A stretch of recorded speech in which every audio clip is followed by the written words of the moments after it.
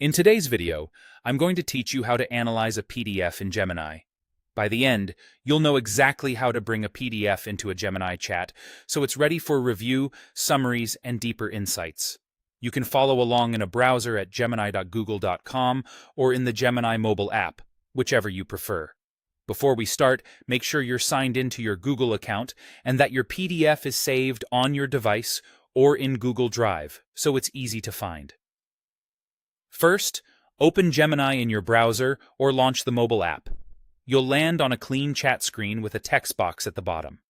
That text box is where you'll type prompts, and right next to it is the control you'll use to add files.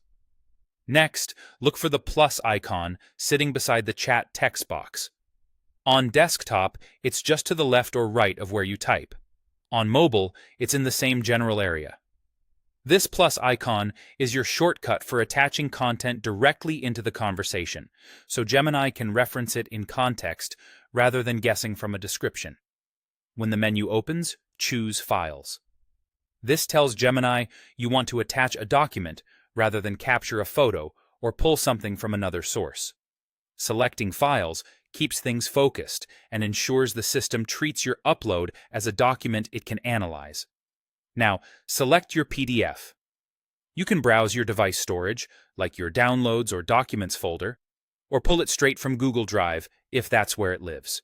If you're using Drive, confirm you're selecting the correct file and that you have permission to access it with the account you're currently using in Gemini. If your PDF has a long file name, don't worry. Gemini recognizes the file regardless of length, as long as it's a standard PDF. After you pick the file, wait for it to upload. You'll usually see a small file icon or a thumbnail appear in the chat once it's done.